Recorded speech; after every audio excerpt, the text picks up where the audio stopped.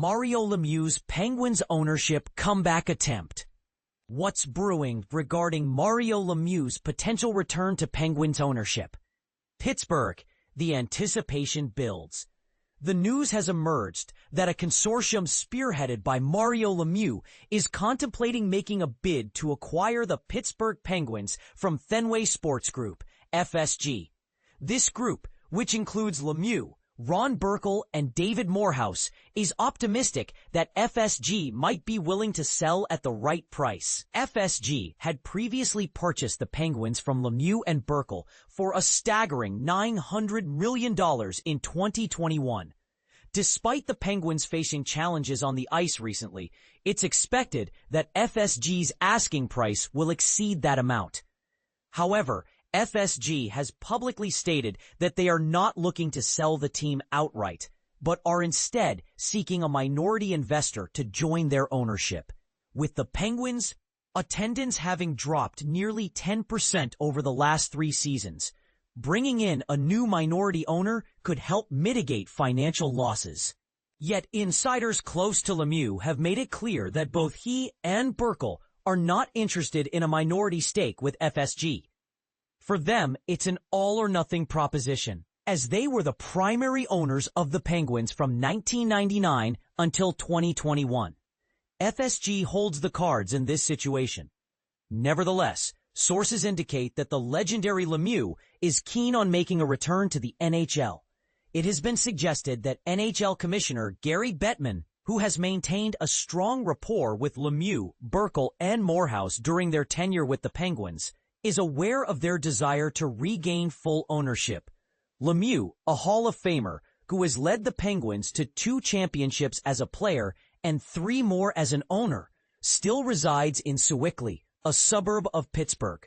He also owns property in Boca Raton, Florida, where he spends some time, but he identifies as a Pittsburgher and primarily lives in western Pennsylvania. His connection to the team remains strong, especially with Penguins captain Sidney Crosby, who will turn 38 on August 7 and has 2 years left on his contract.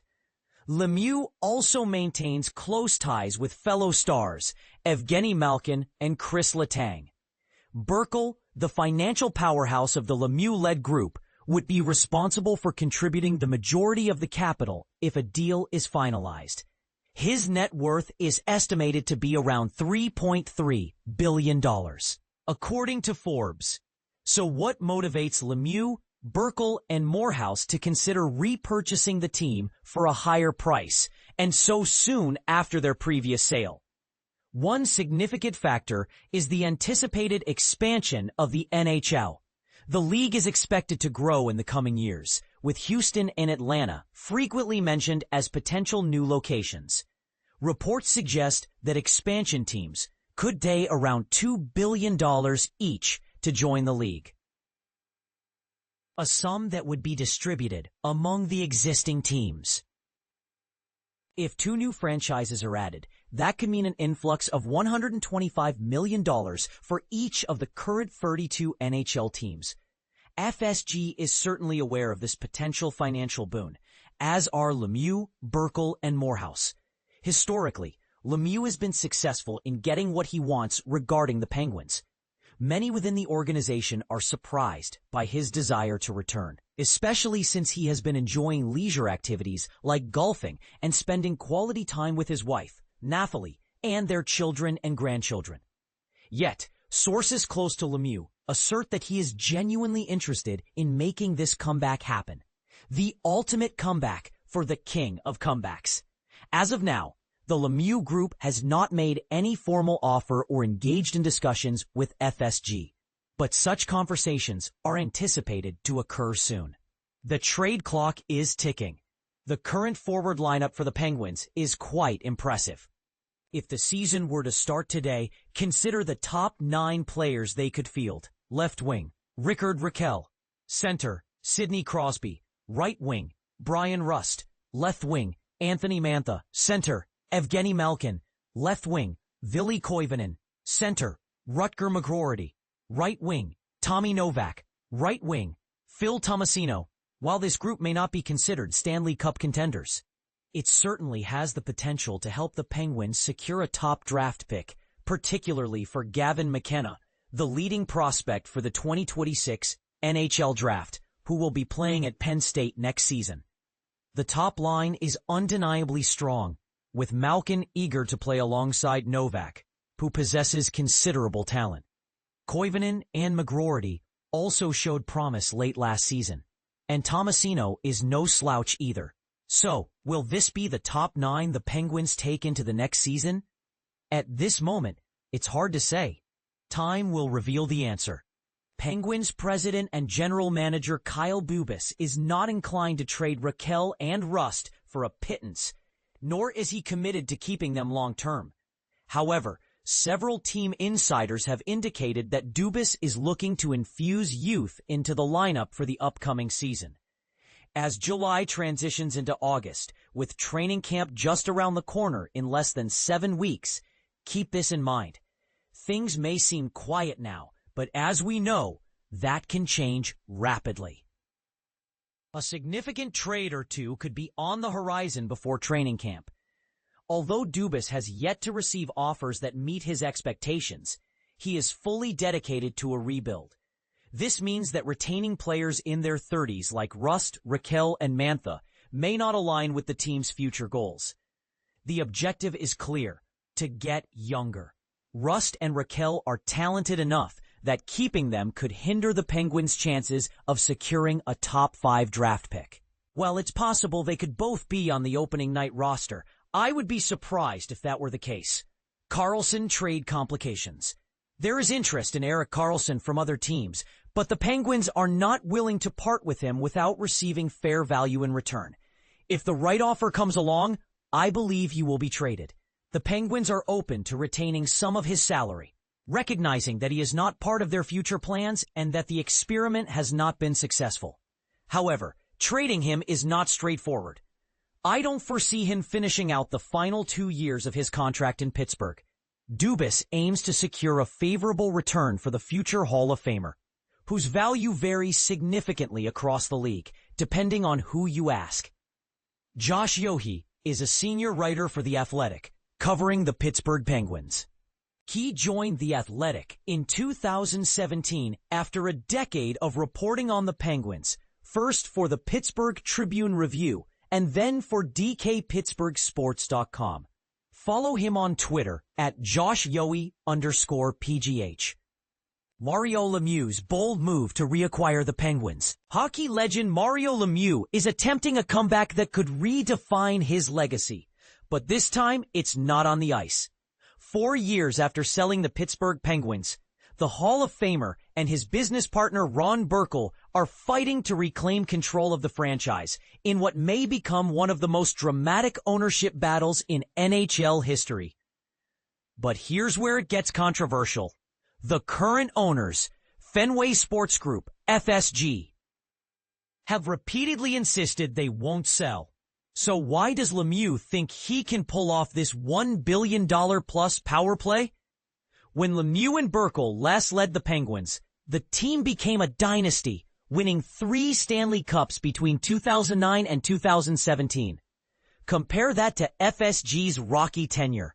Since buying the team in 2021 for a record $900 million, the Penguins have missed the playoffs 3 straight years, watched attendance plummet, and become a case study in declining fan engagement. For a franchise once synonymous with success, this downward spiral is shocking, and Lemieux is betting that nostalgia for glory days, combined with his iconic status, could sway the deal. Here's the twist most fans overlook. This isn't just about hockey. The NHL's potential expansion into cities like Atlanta and Houston, where new teams could sell for $2 billion each, is quietly reshaping the financial landscape. If the league adds 2 teams, every existing owner, including FSG, would pocket a $125 million windfall. Could this golden carrot make FSG more open to selling? Or are they holding firm, banking on future expansion payouts to justify keeping the Penguins? Lemieux's secret weapons? His deep ties to NHL Commissioner Gary Bettman and Penguins captain Sidney Crosby, whose contracts and legacy are intertwined with the team's direction. Meanwhile, valuations suggest the Penguins could now be worth nearly $1.75 billion, almost double what FSG paid. But here's the billion-dollar question. Is Lemieux's bid driven by genuine concern for the team's future? Or is this a strategic play to capitalize on the NHL's growing value? Critics argue FSG's multi-sport empire, they own the Boston Red Sox and Liverpool FC, has left the Penguins neglected. Supporters counter that Lemieux's emotional connection to Pittsburgh could cloud his business judgment. What's your take? Should franchises prioritize legacy and loyalty? Or cold hard financial calculus? Drop your thoughts below. This debate is just heating up. Pittsburgh Penguins ownership update. Lemieux's return. Mason West's hockey commitment. Imagine this. A beloved sports icon eyeing a return to the franchise that once defined his legacy. Now, what if that move could reshape the future of the team? This is exactly what's happening with Mario Lemieux and his former ownership group as they consider re-entering the fold with the Pittsburgh Penguins. According to Jason Mackey of the Post-Gazette, this potential move has sparked significant discussion among fans and analysts alike. Fenway Sports Group, FSG, the current owners of the Penguins, has made it clear that they're only willing to sell a small stake in the team. And while this seems to align with Lemieux's interests, the bigger question remains. Could FSG be persuaded to sell the entire franchise?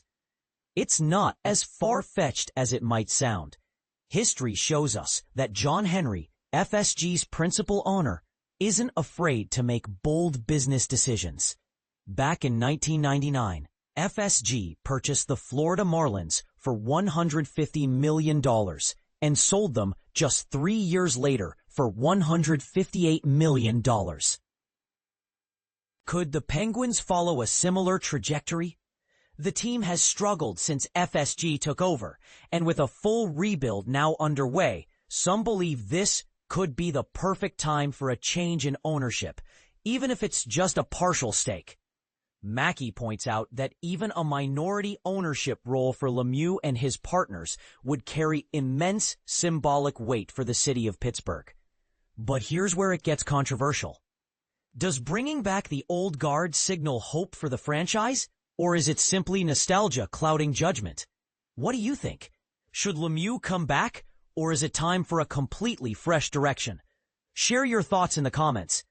Shifting gears to the international hockey scene, Team Canada has unveiled its roster for the National Junior Summer Showcase, an event that serves as a critical stepping stone toward the 2026 IIHF World Junior Championship. As detailed in a recent announcement from Hockey Canada, the 44-player roster boasts an impressive lineup, featuring 22 first-round draft picks and 8 second-round selections. Among the standout names are Matthew Schaefer, the New York Islanders' top pick in the 2025 NHL Draft, Michael Misa, selected second overall by the San Jose Sharks, and Caden Lindstrom, who went 4th overall to the Columbus Blue Jackets in 2024. Interestingly, several high-profile prospects won't be attending the showcase due to prior commitments, including Caleb Desnoyers, Roger McQueen, and Carter Bear, all of whom were selected in the first round of the 2025 draft. The tournament runs from July 27th to August 2nd and promises to offer fans a glimpse into the next generation of hockey stars. Will these young talents live up to the hype, or will unexpected underdogs steal the spotlight? Only time will tell. And finally, let's talk about Mason West, the Chicago Blackhawks 2025 first-round draft pick. Standing at 6'6" and weighing 218 pounds, West is not only making waves in the hockey world, but also catching the attention of college football recruiters. Despite being drafted 29th overall by the Blackhawks, West, a dual-sport athlete who excelled as a high school quarterback in Minnesota, has reportedly received outreach from multiple NCAA football programs. However, according to Scott Powers of The Athletic, West remains laser-focused on pursuing a career in hockey. His high school football coach, Jason Potts, praised West's ability to block out distractions, saying, "Recruiting is out of hand, but Mason's just focused on his goals and what he wants to do." While it's rare for athletes to excel at such a high level in two sports, West's determination to stick with hockey speaks volumes about his passion and dedication. Still, one can't help but wonder, what if he had chosen football instead? Could we have seen him leading a college team to victory on the gridiron? It's a fascinating hypothetical that adds another layer to his already intriguing story.